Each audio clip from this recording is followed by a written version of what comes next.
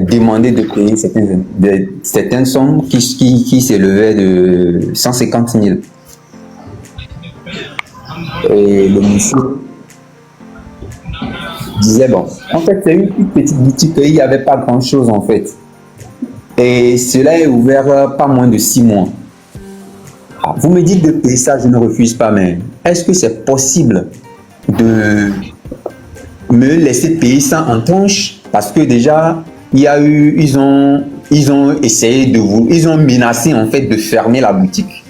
Et c'est là, il était parti à la direction pour essayer de négocier, voir. J'ai 50 000 actuellement.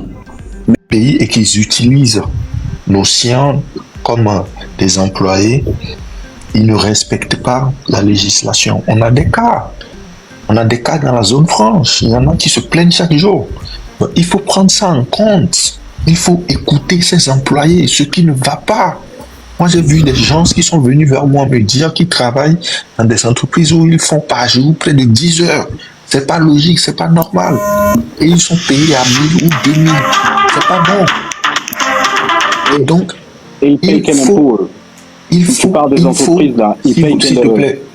Oh là là, monsieur, quoi. Et donc, il faut punir sur ces côtés, il faut punir les gens. Comme ça, ils serviront d'exemple aux autres qui viendront. Je rejoins toujours monsieur Métronome sur ce côté. On a vu, moi je vais donner l'exemple de Kokodoko, du professeur Kokodoko. J'ai eu à étudier avec monsieur Julio Kamati à la fac de droit. En notre temps, c'était pas l'université qu'on connaît aujourd'hui. Non. C'était pas l'université qu'on connaît aujourd'hui. Et quand vous voyez le ministre Kokodoko, il est plébiscité, que ce soit pour sa nomination à la tête de l'université de Lomé ou à la tête du ministère des enseignements primaires et secondaires. Voilà, il faut quand même que toute personne qui sera nommée puisse faire l'essentiel pour que lui aussi, quand il ne sera plus là, son nom soit créé, qu'on puisse dire que oui, ça a vraiment été. Nous sommes derrière, nous soutenons parce que c'est pas bon nulle part. Il y avait quelqu'un qui disait tantôt que je suis en France et tout. Même en France ici, ça va pas.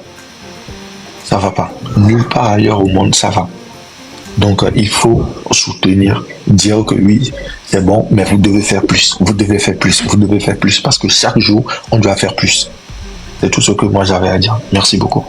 D'accord, merci beaucoup, monsieur Mao. Avant de donner la parole à monsieur Kingesh, je tenais à vous dire quelque chose. Je ne sais pas si vous avez remarqué quelque chose. Depuis que nous discutons ici, il n'y a pas d'invective personnelle.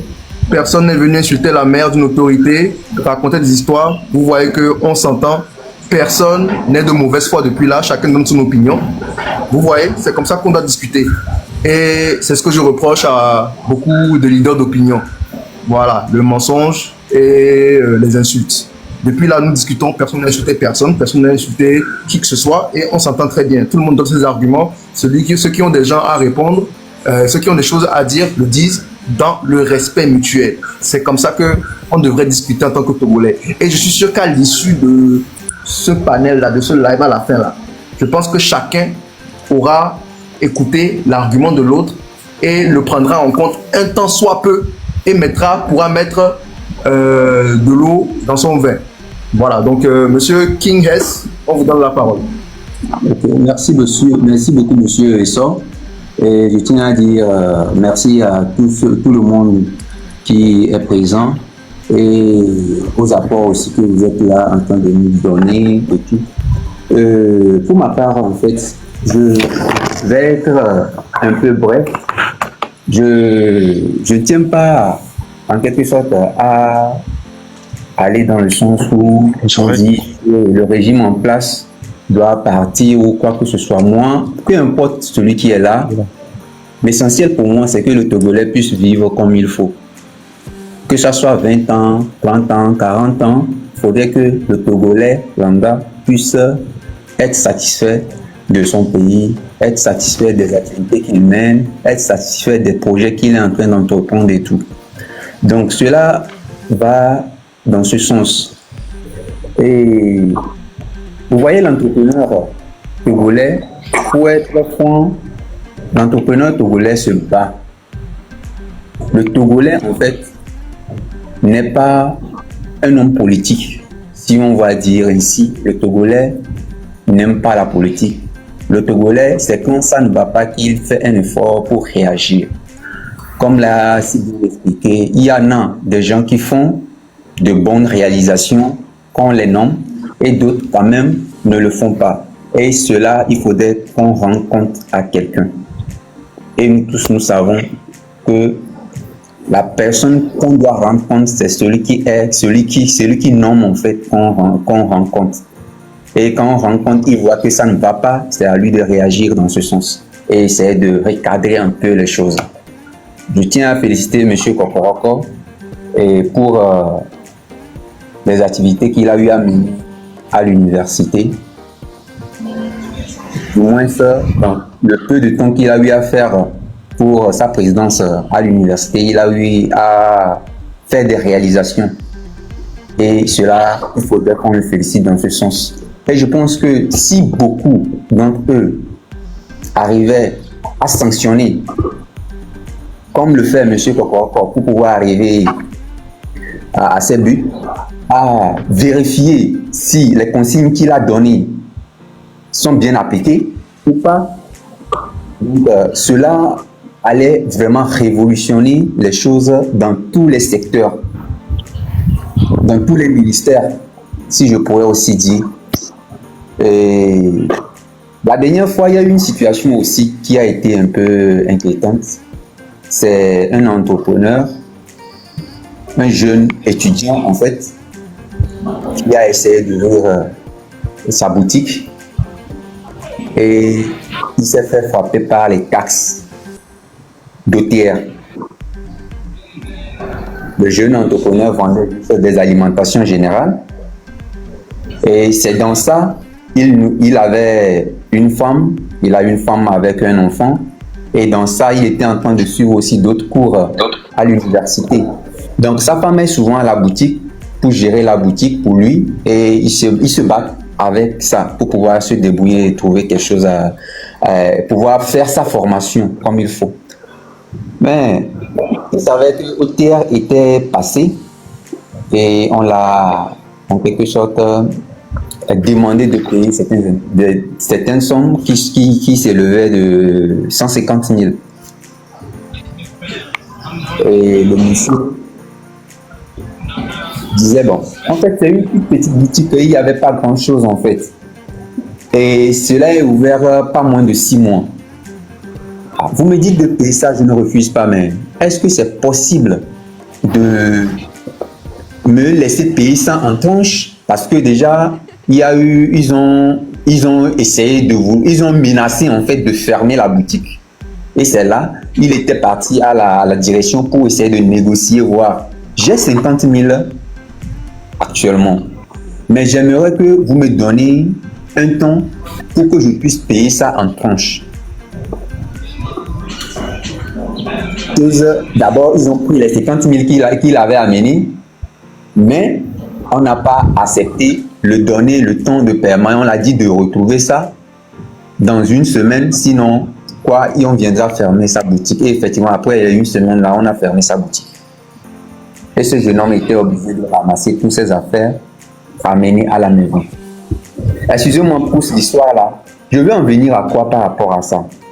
Vous voyez, il y a certaines réalités que le Togolais lambda vit sur le sol togolais que beaucoup ne savent pas.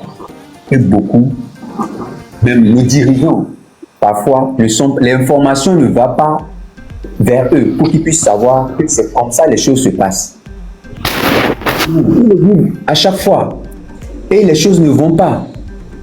Une telle personne qui se débrouille pour pouvoir faire quelque chose, essayer de faire une réalisation, mais se retrouve à rien. Il n'a plus sa boutique et maintenant il va faire face à autre chose, chercher d'autres moyens pour pouvoir nourrir sa famille. N'oublions pas que peut-être s'il avait sa boutique là et la négociation là, il se dit, on avait accepté la négociation là pour lui, peut-être d'ici 2 ans, 3 ans, pourquoi sa boutique là va s'agrandir.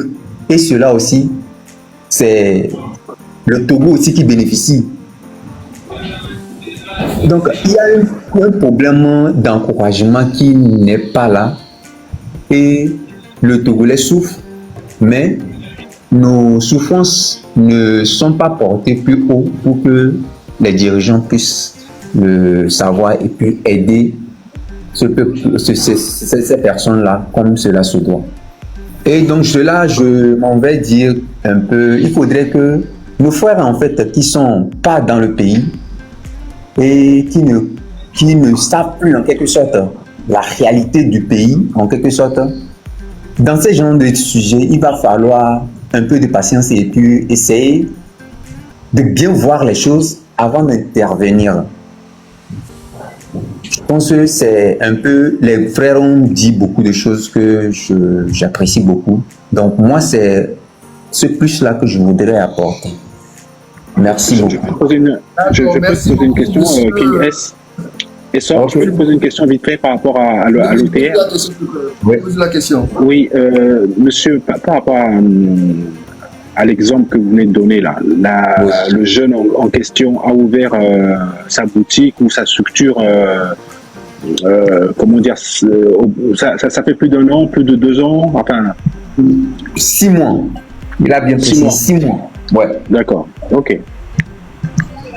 Merci, c'est tout ce que je voulais savoir. N'oublions même pas qu'actuellement, il y a beaucoup de choses que les entrepreneurs paient maintenant.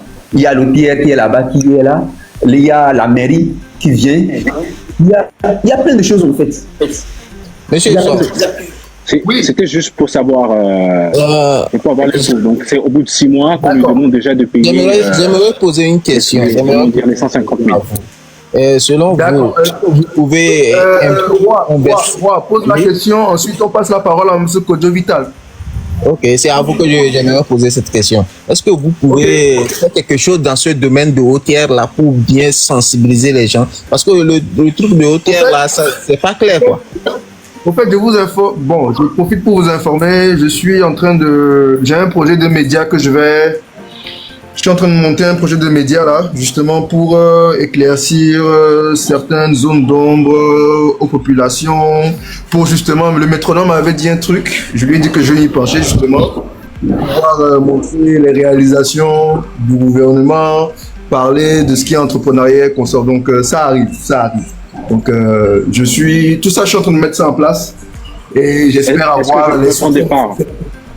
Est-ce que je pourrais prendre des parts dans ta structure? Mais si tu investis, je suis des investisseurs, hein. Si des gens peuvent m'aider en nature ou en finance, moi je prends, hein. Donc, ah oui, mais tu veux des parts, mais il faut cotiser, frère. Donc voilà, donc c'est un peu ça. Tu parles d'un média social ou un média en bonne forme? Un média qui sera multiplateforme en fait. Un média multiplateforme. Donc ça ne sera pas la télévision bien sûr. Il y aura, on fera genre type reportage en fait, interview avec des personnalités publiques. Justement, tu as vu ce genre de questions que Roi vient de poser par rapport à OTR. Pour que des spécialistes, des gens qualifiés puissent eux-mêmes dire ce qu'il en est, pour que tout le monde puisse entendre ça et savoir quoi faire. Comme quelqu'un l'a dit en bas, vous savez, on a un problème, je le dis souvent, on a un problème. Quelqu'un a dit en bas, certains agents de l'OTR aussi abusent de l'ignorance de certains pour faire certaines choses. Vous voyez, et ça c'est un vrai problème. C'est parce que les gens ne savent pas et les gens ne vont pas forcément à l'information. Donc tout ça, il faut que les gens sachent pouvoir dire non quand il faut dire non. Et ne pas se laisser intimider, c'est très important. Donc c'est un peu ça. Monsieur Roy, voilà, j'ai répondu. Je que j'ai répondu à votre question. Monsieur Kodjo Vital. Oui, bonjour Monsieur Issor. Bonjour. Vous allez bien? Je vais bien, merci. Ok, merci. Excusez-moi, est-ce que Monsieur Mao est toujours dans le live? Attends, je vérifie. Je vérifie un instant. Il n'y a plus. Ok, bon, j'espère qu'il y a au moins quelques juristes dans le live parce que Ok, non, il n'est vous m'excusez, j'ai demandé parce que je suis handicapé visuel, d'accord? Donc, je ne vois pas forcément tout ce qui sont sur le panel, D'accord. mais j'ai écouté un peu les uns et les autres.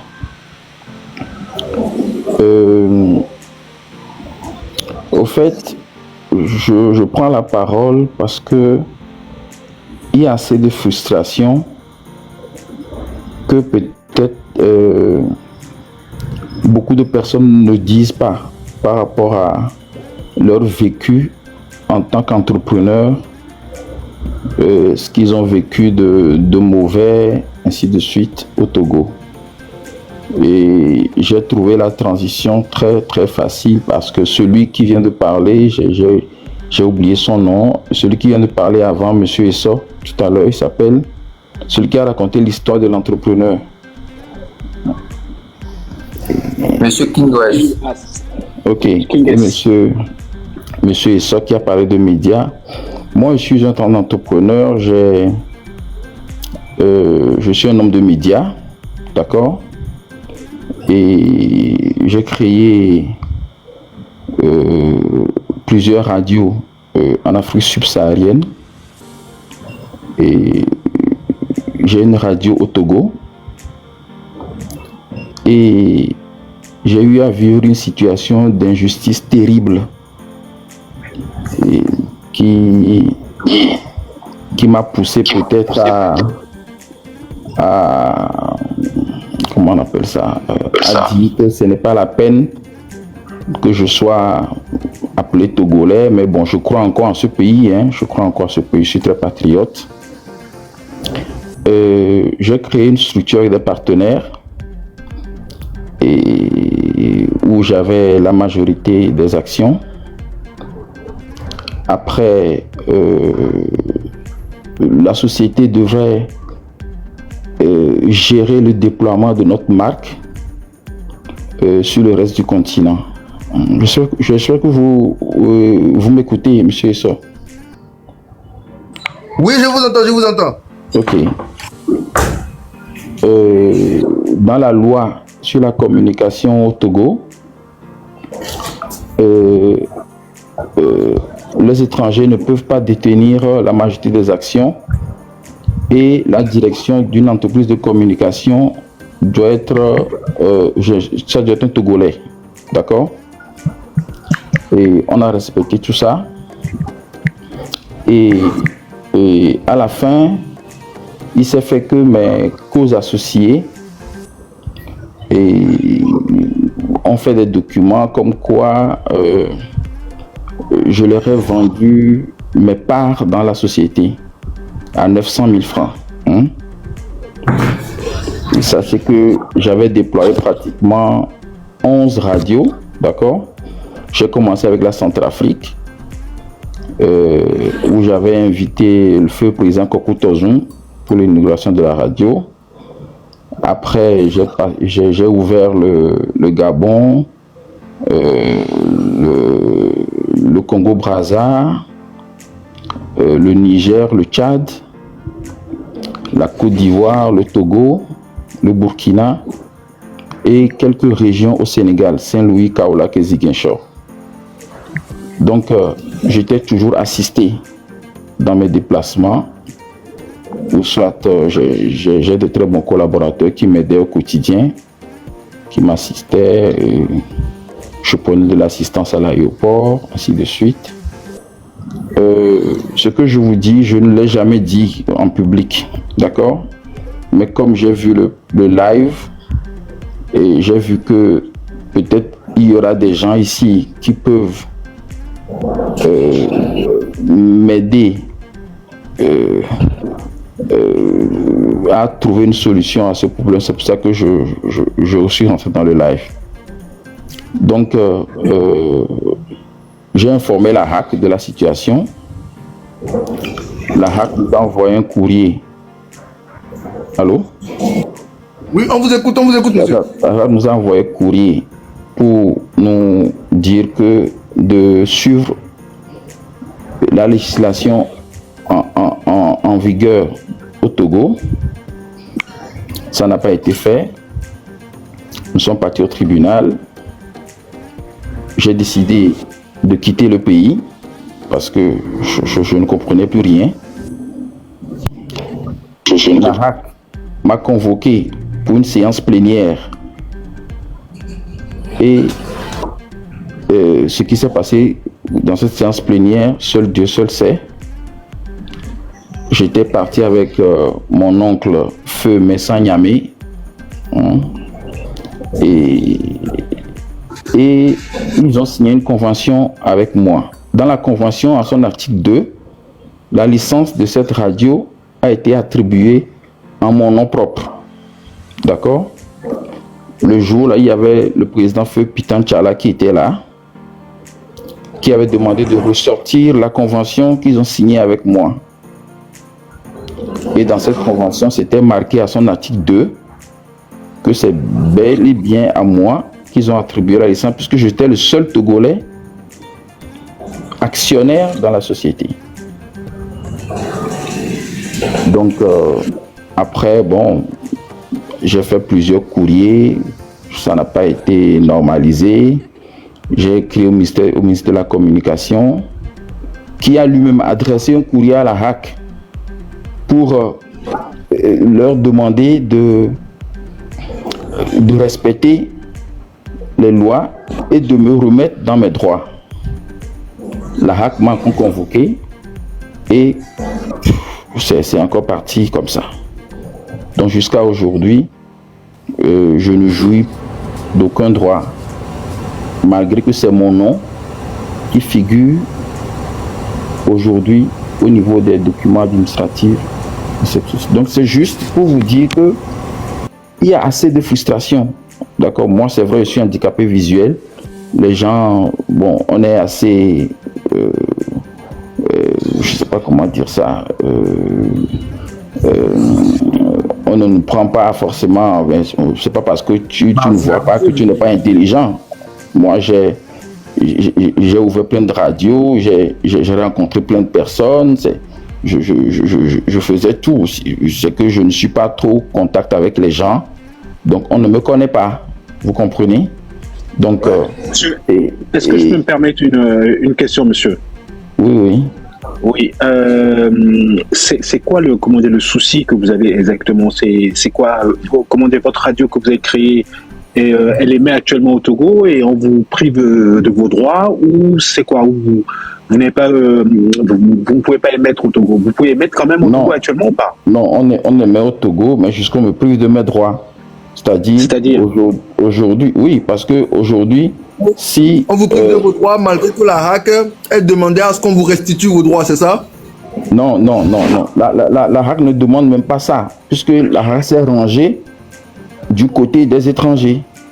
Oui, on vous prive de quel droit, monsieur? Déjà, si c'est mon nom. Le propriétaire, je pense. Oui, je suis le propriétaire de la radio. Oui, maintenant on le prive de ce droit-là. De ce droit-là, exactement. Mais attendez, moi j'ai une question concernant la propriété de la radio. Est-ce que vous avez une société derrière? Est-ce que vous avez des participations en termes de pourcentage de propriété? Qu'est-ce qu'il en est au plan juridique en réalité? Oui, je l'ai dit au départ que nous avons créé une société anonyme où j'étais l'actionnaire majoritaire. D'accord? Maintenant, vous êtes parti au tribunal? Oui, bien sûr. Donc, lorsqu'on a fait...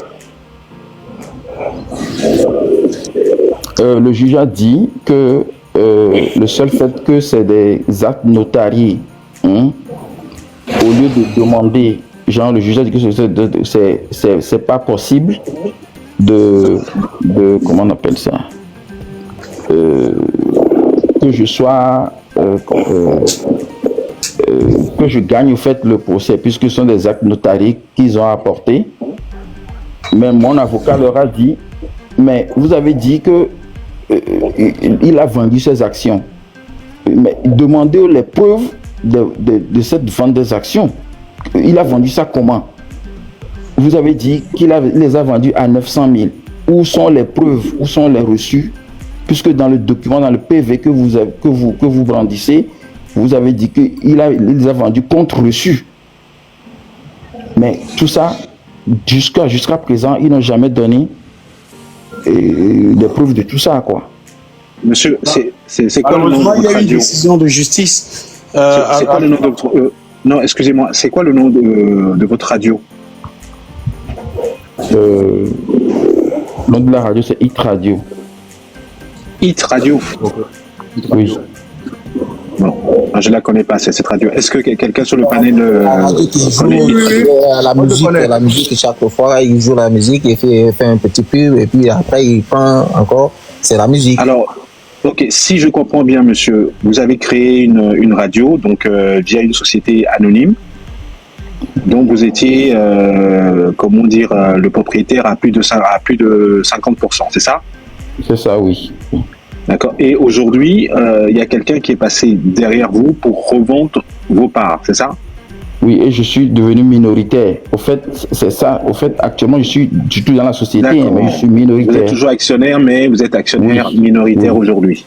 Oui. Maintenant, dans les autres pays, ils ont pris ce qu'ils ont fait à Lomé, pour aller me rendre aussi minoritaire ou quasiment m'enlever des actions dans les autres pays.